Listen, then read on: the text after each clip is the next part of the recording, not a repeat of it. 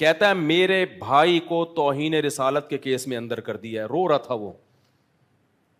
وہ کہہ رہے اس سے خدا کی قسم توہین نہیں کی ہے اس نے, ذو معنی الفاظ اس کی زبان سے نکلے ہیں. کسی نے اپنی دشمنی نکالی, وہ معافیاں مانگ رہا ہے, چیخ رہا ہے کہ اللہ کی قسم میں نبی کا گستاخ نہیں ہوں. بھائی ہر آدمی کو بولنا نہیں آتا کہ کس وقت کیا بولنا ہے. کہہ رہے اس کو اٹھا کے اندر کر دیا, کسی پنجاب کے کسی گاؤں کا کیس بتا رہا, ابھی اسی ہفتے کی بات ہے. یہیں آیا ٹریفک, وہ وردی میں ہی تھا نا, ایسا بوکھلایا ہوا. میں نے کہا کہ میں قانونی طور پر جو مجھ سے ہو سکا میں آپ کے ساتھ تعاون کروں گا. وکیلوں کا بتا دیا اس کو, یہی کر سکتے ہیں اور کیا کر سکتے ہیں.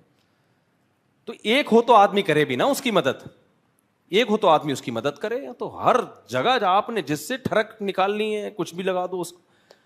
تو قومی سطح پہ بھی حلم کسے کہتے ہیں؟ بردباری, برداشت.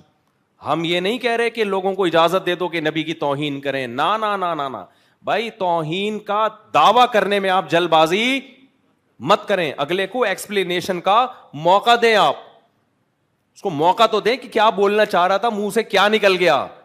ہمیں حدیث میں اس کی مثالیں ملتی ہیں کہ ایک شخص کلمہ کفر نہیں بولنا چاہ رہا تھا, منہ سے کلمہ کفر نکلا, لیکن اس کو مہلت دی گئی ہے. حدیث میں اس کی مثالیں ہیں. ایک مثال تو اس وقت فوری طور پہ میرے ذہن میں ہے. نبی صلی اللہ علیہ وسلم نے فرمایا پچھلی امتوں میں ایک شخص کا جانور گم ہو گیا. مثال دی نبی نے نا کہ ایک شخص جو ہے, اللہ کو توبہ اتنی پسند ہے کہ جیسے کوئی شخص ریگستان میں ہو, اس کا اونٹ اور ساز و سامان گم ہو جائے اور وہ موت کے انتظار میں لیٹ جائے, اور آنکھ لگ گئے اسی اسنا میں.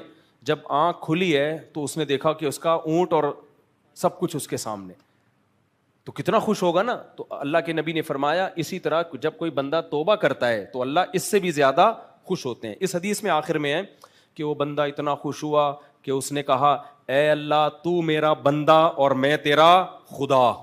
ٹھیک ہے نا, یہ کلمہ کفر ہے یا نہیں ہے؟ لیکن آپ صلی اللہ علیہ وسلم نے غصے سے نہیں یہ بات فرمائی کہ وہ بندہ کہہ رہا ہے اللہ تو میرا بندہ اور میں تیرا خدا. آپ نے فرمایا اخطأ من شدت الفرح, اتنا خوش ہوا تھا کہ خوشی میں اس کو پتہ ہی نہیں کہ میں زبان سے کیا نکال رہا ہوں. یہاں لوگ کہتے ہیں نہیں اس کو پتا ہونا چاہیے میں زبان سے کیا نکال رہا ہوں. بھائی بعض دفعہ نہیں پتا ہوتا انسان کو کہ میں زبان سے کیا نکال رہا ہوں. اس کو جلد بازی میں کوئی بات ہوئی ہے, اس کو موقع تو دو. اور یہ لوگ خود جب ان کی زبانیں لڑکھڑاتی ہیں نا پھر چوڑے میں آتے ہیں. جو دوسروں کے ساتھ کر رہے ہوتے ہیں وہی ان کے ساتھ ہوتا ہے, وہی ان کے ساتھ ہونا شروع ہو جاتا ہے.